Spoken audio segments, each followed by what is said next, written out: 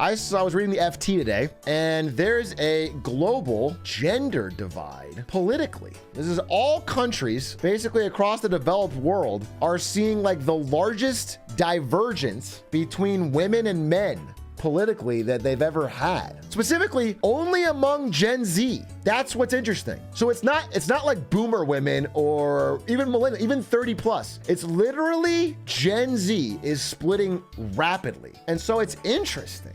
I mean, South Korea, the divergence is insane, but you can see, so this is a chart showing basically percent liberal, percent conservative. If it's above this line, it's more, quote, liberal than conservative. So for example, like in the US, young men, Gen Z men are over 50% liberal, but trending towards 50%, while women are at 80 plus. Germany trending under 50, UK trending, well, actually, UK had a weird spike. Is it Brexit? It must have been, bro. God, Brexit was dumb. You know, I guess I could have maybe intuited this based on online discourse, but I didn't expect the data to be so stark. I mean, these gaps are crazy. Generally, they're tied. They're like flat. Like you could guess someone's politics or opinions, or whatever, based on their generation pretty regularly. Generations kind of voted in a similar path. Gender wasn't a split, and now it is. I also don't know how reliable the polls are. I would imagine EU conservative is really different than NA conservative. I mean, it is different, but I don't know if this trend is happening everywhere and it's like fairly pronounced. I think there's something going on. I don't think it's like made up. Guess what I'm saying is I don't think it's made up. I think it's happening, so I want to know why. And I think there's probably a multivariate number of solutions. I don't even know if I want to know why. What I want to know is like what this means, because it's probably going to get worse, and it feels bad for male-female relation. Like just like it feels like we're going to have more aggressive fear and demonization of the other side, where women are like afraid of and scared of and attacking men, and men are afraid of and lashing out on women. And like, guess what I'm saying is like there seems to be a Gen Z gender war happening. There is a global Gen Z gender split, which doesn't sound good. Feels like that's been brewing in online spaces, and that's weird. For example, in this article, it's like, it would be easy to say this is all a phase that will pass, but the ideology gaps are only growing, and data shows people's formative political experiences are hard to shake off. All of this is exacerbated by the fact that the proliferation of smartphones and social media mean that young men and women now increasingly inhabit. Yeah, I wonder if it is like, so the theory I saw on social media about this, or some of the comments, was like they used to talk more. Not to say Gen Z men don't talk to women, but the point is they don't talk enough, and now they're own their own spaces. Like so they're not converging. They're not like one's making they're not bringing towards the center. The data started out with, like this article talks about how for a while it was more that women were getting more liberal and men were staying the same, basically. But then recently, as of like 2016-ish for South Korea, but like more recently, it has been an actual divergence. Andrew Tate, it could be Andrew Tate. I mean, it could be that movement, but I almost feel like when you see someone like Tate, I feel like that's a person responding to something that's happening and making money off of it rather than the cause. I don't feel like he's causing it. I feel like he's an effect. I think he's a symptom. He'd been doing that shit since 2017, but only popped off in 21. Yeah, exactly. I do feel like there's something to that. People like that just exist, and then when their moment comes along, they make a bunch of money, but I don't think he caused it. Economic anxiety and men not knowing how to handle their emotions and find their place in society as gender disparities are being closed. Yeah, there could be something to that. Like, I think humans respond to things more on momentum than absolute value. So what that means is like, let's say in aggregate, men are getting paid more than women, which they are on aggregate, right? But like, if men are stagnating or wages declining and women are relatively getting closer and getting better, then people generally, they feel as if they're losing ground. Even if it's not going to like, even if they're not, I think people feel like momentum. And I think that especially at some rungs of society is scary. More women getting degrees than men, which is interesting. Yeah, I mean, it's just like, I feel like there's something about Gen Z men, especially those that aren't like born to wealth, who are a little bit just lost and trying to figure out what the fuck to do. And it looks like in aggregate, a lot of them are turning to games and porn, which is like a tougher situation. I have a struggle articulating my thoughts on, because I don't know that I fully come to a concrete view on it. In modern day, it's easier to be a young woman than a young man. That's how it feels, looks to me. I don't feel that's true, but I can understand like some of where the feeling comes from, but I don't think it's hard fact.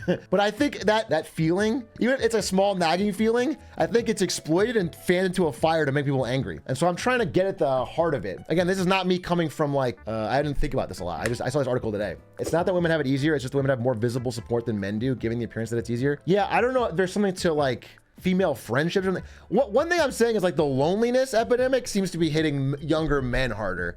So maybe they just feel more isolated. I mean, like if you look at like overall power structure or like the ability to make more money in most fields, like it's biased towards men. So I'm wondering what it is that's causing this fucking feeling. So I don't know, I'm thinking about it. Dr. K talks a lot about these topics. I would love to talk to Dr. K. Dr. K is a very emotionally intelligent person. I had a really good conversation with him and I liked it a lot. So I'd love to hear what he said. I think it's the hesitancy with people for change. People are generally anti-change, probably something wrong with that. No, here's the thing though. I think old people are generally anti-change. But young people over history are generally pro. That's why this split is kind of anomalous. Generally, young people start out, like just the default level is that young people have a high level of whatever they would measure as like non-conservative on this chart, just because of they're younger and they knew they would change the world. And then as they get older, they become more conservative. But in this case, young men are doing it more rapidly. It's not a clean trend. Yeah, I'm not saying it's a clean trend. I thought this article was interesting and I read it today and wanted to talk about it. If anyone had any theories, I want to hear about it. Again, according to the article, it's like, this has not happened before. The first time Gen Z is sort of 2 generations politically rather than 1. The thing is, I don't think this is like, I feel like these splits are on issues related to gender. I don't think this is like splitting over taxation. You know, like, I don't think these splits, I think these are like social splits. I don't think these are splits based on like big and small government. You know, I don't think this is splits on like general conservative liberal thing. I think this is like social splits. But I'm wondering where that comes from because I don't think they're born different. Do you understand? I don't think these people are born different. I think something is radicalizing them in some way. And I'm wondering what that is. Obviously, things like Andrew Tate or whatever are pushing people over the time. I'm wondering if it's like, what is different about the last few years? Algorithm is radicalizing people in general, super easy for TikTok, YouTube to drive people to extremes. Definitely the rabbit hole online spaces. You watch one thing and then you watch the next thing and then each one's slightly more radical until all of a sudden you've been drip fed your own opinions. And I'm trying to find a solution that's not like blaming somebody. My opinion is that all humans are born within the same fucking standard deviation. It's all basically the same. And so it's basically the things happening around them that are changing people and shifting things. So I've seen a lot of my friends start to go down the Andrew Tate rabbit hole when before they didn't care for anything like that. See, why? That's what I'm saying. Is what do you think has changed in them? I think it's because dating and meeting new people in general has become so tough that you can create your own echo chamber and it's super easy to influence your ideas if you have no reference point. Dating and meeting new people has become so tough. Just do it for it. No, okay. Fuck it for sure. I've seen some wild dating site stats that the women think 80% of men. Yeah, I did. So we did a video. There's another really, really good article I did a video on that was just like, that was kind of eye-opening for me because I've never used the dating sites. That they're like pretty hard for an average guy to get a match on. There's math. They're just hard for them to get a match on. Like the distribution is so skewed to the top 10% on the apps. The shitty part is like, okay, so fuck the apps. But the apps are like the #1 way couples meet now, which is weird. A lot of people have poor social skills, and rather than realize they're the issue, it's easier to blame women than admit they're the problem. Again, you have to go to a deeper question. It's like, why do a lot of young men have poor social skills now? Is it all back to tech? Is it all Zuckerberg's fault? Like, who are we blaming? And also, I don't want to like otherize women here. Like, I wish I had more, again, I can understand if you don't want to speak up or whatever. We have usually about 10%. If there's female chatters, they're like, are women, Gen Z women feeling more lonely? I understand like most people hate the dating apps. Women and men hate the dating apps. Fem cells are small but growing. You're saying it like it's a proud movement. We are strong, but we are powerful.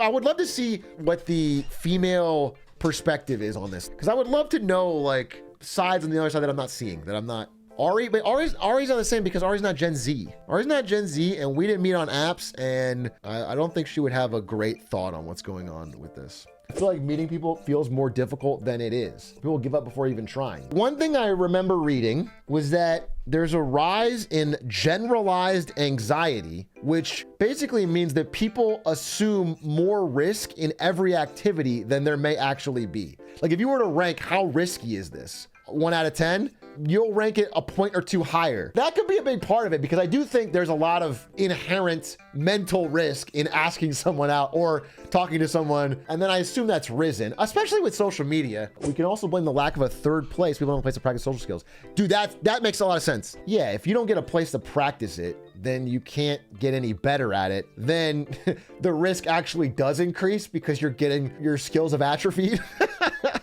My early teens, 2016, I would have defo fell into that rabbit hole. I think for me, it came from me wrongly thinking of society as shunning me out, and that I was wrong for being a man. It took a while to understand there are many men who do the shit that was being discussed online. Even now at 21, the biggest difference I've seen is that men like myself have a care for smaller unit of community, family, and friends, whereas women tend to have a wider net. You mean a bigger social circle? I do think there's a thing. The number one stat that shows the epidemic of male loneliness is the rise in podcasts.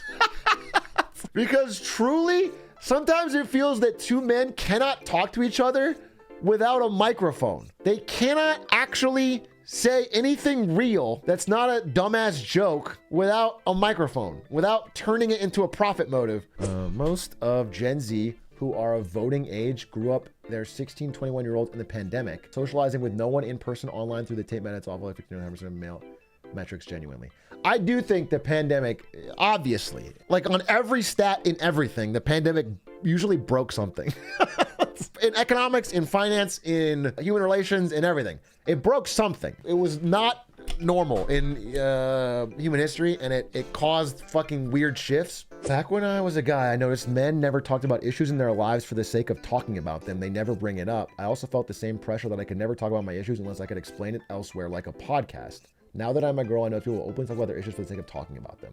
Yeah. Again, I want to be clear that just to make sure, because I feel like we do have a more male bias situation, including my own, because I can only give my experience. At the end of the day, one of the problems on the female side is that there's violence, right? At the end of the day, like there's very little female on male violence, and there's way more male on female violence. So like when things go wrong in the interaction, there's more of a risk.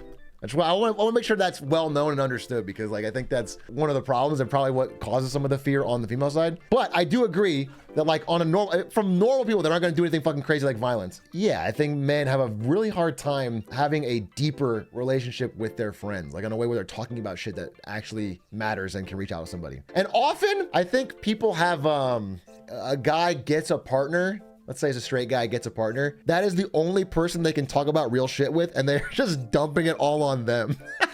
So it's like, I think all of their shit has to be worked out through this date, through this fucking relationship, which is rough for that person, right? They're like, they don't go to therapy, so they're using that person as therapy. I struggle with what I would say to a therapist. I have anxiety about not being able to do therapy correctly and waste people's time. It's very funny to think you're wasting your therapist's time. By the way, I don't want to over talk about that. I mean, I haven't really done any formal therapy. I haven't done it. I did the thing with Dr. K, which was really nice. And I think I'm pretty decent about talking about my feelings with my male friends and female friends. So that helps, but I haven't really experienced it. And I probably should try it, but I wouldn't worry about wasting their time, bro. No, Dr. K was offline. It was really cool. It was a very cool offline, really long talk with Dr. K that I found to be really good. So if you're a dude in my chat, we have a lot of dudes here. I guess reach out to your friends.